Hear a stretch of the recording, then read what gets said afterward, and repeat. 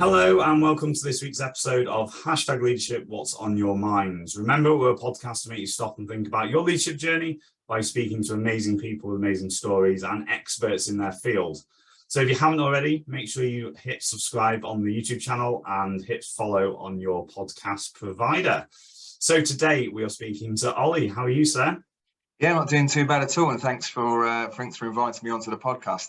Well, I'm really excited about this because we've got a mutual friend that we met each other. And again, my passion about speaking to like-minded people and people that have got really interesting leadership stories and journeys. And I think you're really articulate about how you sort of explain and it's so real as well, real. I think that's the one thing that comes to mind when I hear your stories, and which I love. So as I hit the 20-minute timer, we're just going to dive straight into it. So for the people who don't know who you are, tell us a little bit about who you are, what you do, where you are in the UK, and give us a bit of a flavour of who Oli is. Over to you. Okay, yeah, thanks, Stuart. So yeah, Oli Minett. I'm operations manager currently for Forward to Me, as an international parcel forwarding business. So I'm based up in the northwest, in a nice little town called Garstang.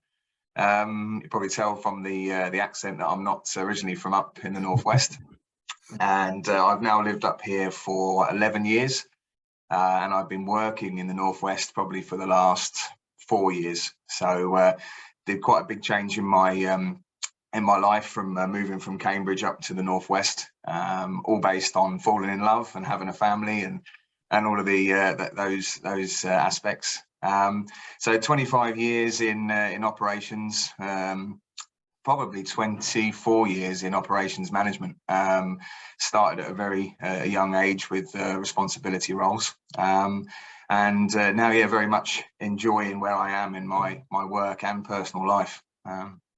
Amazing. I think we can all resonate with love and family, having little bumps in the road and taking us off in different directions. I think everybody can have a story around that. So before we forget, let's get the questions done. So obviously we're hashtag leadership, what's on your mind?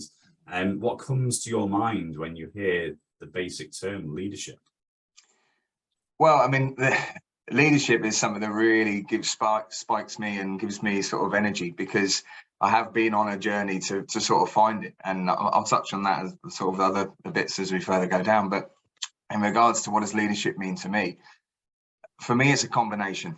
You need to understand where you want to go, and an understanding of how you believe you want to get there.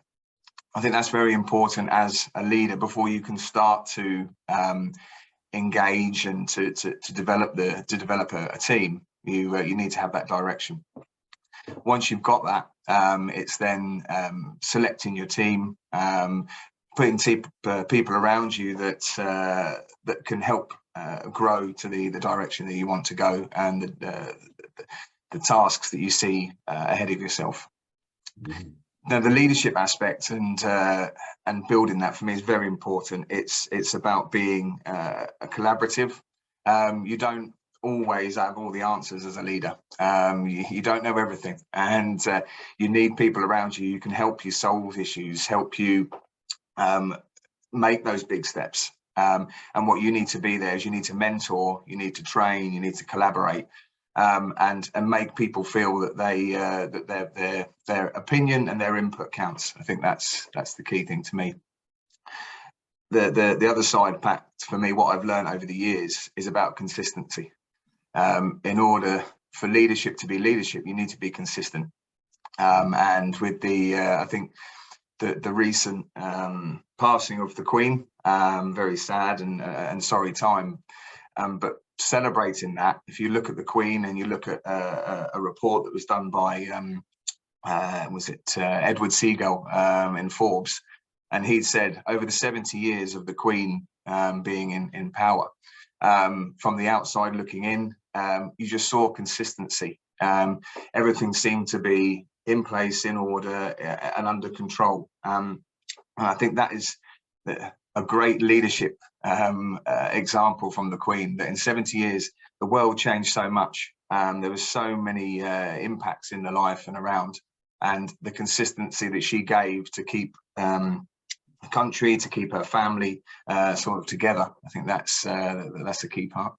Yeah, the word that comes to mind when you were just explaining that as well is the simplicity of consistency as well. Not doing anything too big and bold, and just that consistency, that plod along, and those high standards. So I love that. So staying with you personally, you mentioned then about being in management leadership early on. How far back can you trace, where do you think your leadership journey started? And I'm really intrigued about where you go to this, because obviously starting that early, there must be some early foundations of where that accrement of leadership came in. So whether it was a light bulb moment at the time, or whether you now, I'm asking you, you look back and think, oh, that's when it was. How far back are we going for you? Well, I think I could go back to being probably 12 years old, and being the captain of my rugby team at school. It was something that I enjoyed doing. I enjoyed being in that position, enjoyed sportsmanship. I've enjoyed sports all my life. Yeah, I played rugby from 12 till I was 18, and then changed to football when the doctor sort of advised my back couldn't take much more much more impacts. But I would say from being in a position of responsibility, 12 years old, which seems very young, but yeah, being given that responsibility, I was very proud to be asked to be captain, and yeah, it was a very enjoyable aspect. So to put you on the spot a little bit, why do you think you were the individual that got the captaincy at 12 over the other people? Where did what shone out for you to be? It wasn't just like just who catches the bid first. There's a selection there, isn't it? Why do you think you were the one that took the captaincy? I think it's I mean, I see myself as a very humble person, and I always have been over my life, and I feel from what I've seen as my life has developed and as my career has developed, it must be the same criteria or the same sort of traits that I have that people have seen in me as I've progressed. So I've always focused on hard work, being loyal, being honest, just giving everything I can into something. And I think that's the key thing. Always being on time for training, helping set things up. Yeah, just being a team player, really. I think that's the key thing. So it also goes back to what we said about the consistency and that simplicity of how you show up and turn up. So I love that.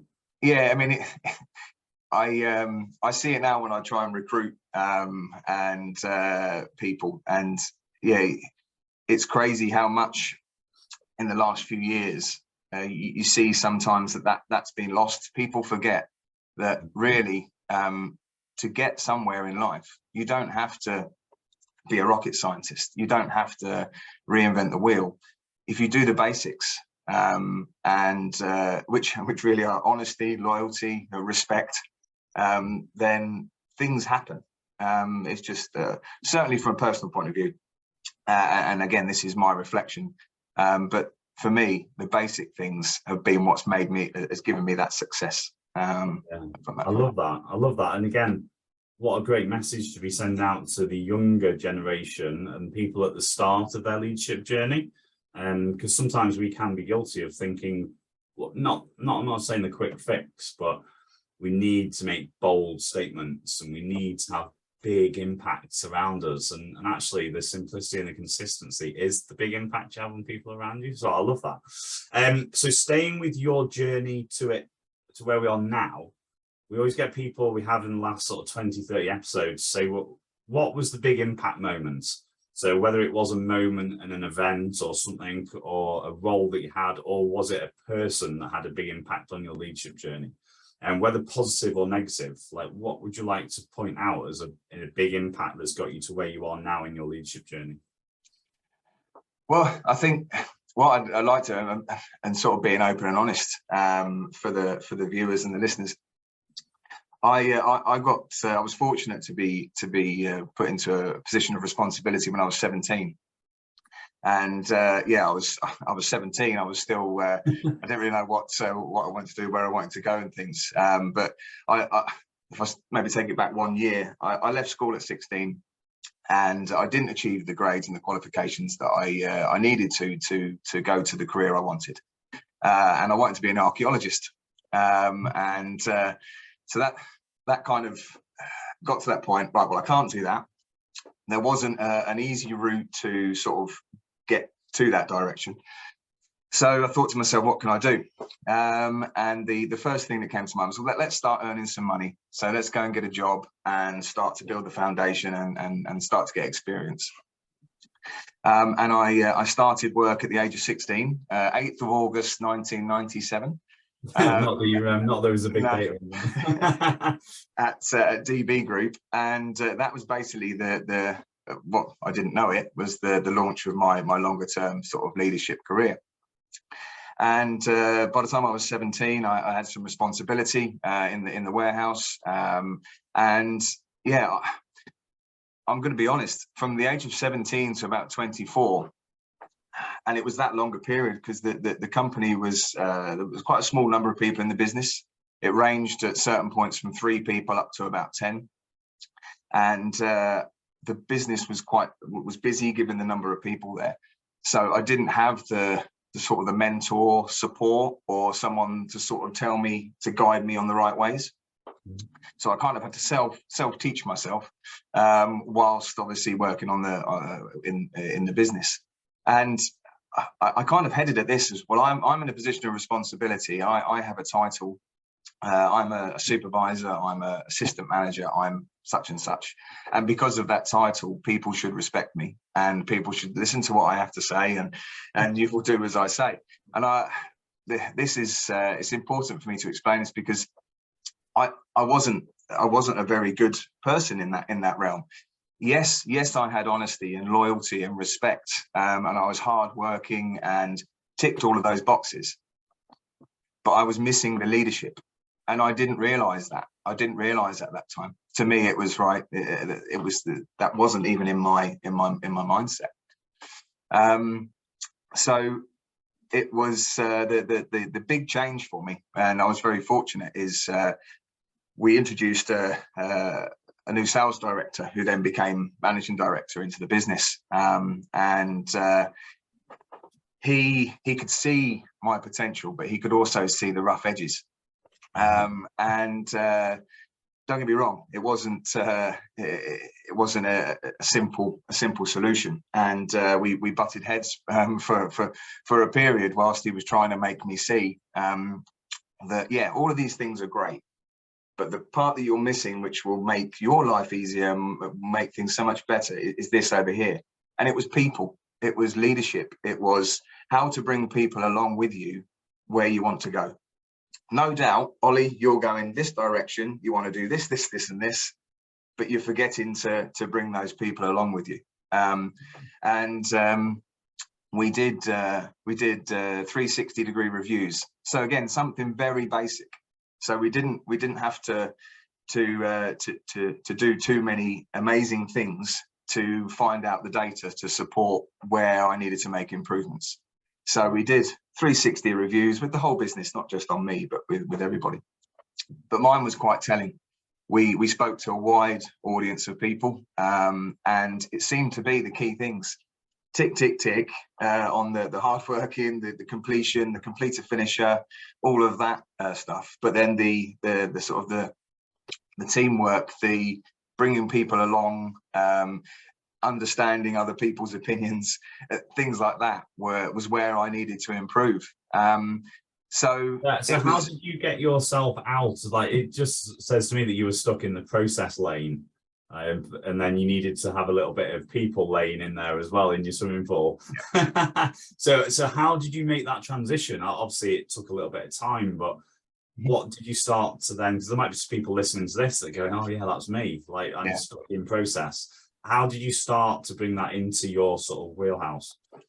Well, it took. If I give you the time frame, so it took 3 years from saying, "Okay, I see where I need to develop," because it's not a quick change. If you've been doing something for a long period of time, it's quite something a bit of pill to swallow to sort of admit, to say, yeah, I am doing that incorrect. and I do need to make changes. And I listened. I didn't talk as much. I listened to the variant comments from my colleagues, and I swallowed them and sort of worked on it. Yes, I had to keep driving forward. The business still needed to perform. Operations still needed to operate. But the milestone points was every year, or every 6 months, every year we did another 360, and the comments were improving and improving and improving. And then the third year, it had gone. All of that stuff had gone, and it was now. I enjoy working with Oli.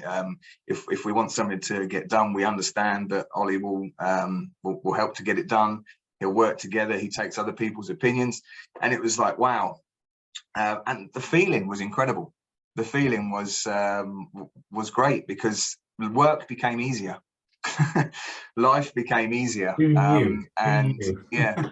But I have to give a shout out. So Chris Howard, who was the guy that he stuck with me, because he could have quite easily have said at that time, yeah, no, I can't make any changes there. But he certainly could see that I was just somebody who was trying to do the best, but was just going about it in a slightly different way. Yeah, amazing. Well, what a great experience. And I presume now you have that experience, that awareness to then spot that in others, and you've got that coaching, mentoring with the people around you, and that trajecting other people around you. I presume that is a big part of your role now, isn't it? Yeah, well, I mean, after that period, I mean, the business was going through great change and progression. I mean, when I joined, it was £500,000 business. When I eventually left, it was around about 6 million. Now there was a lot of change in the business. It got investment. I got to work with some interim guys who had vast experience.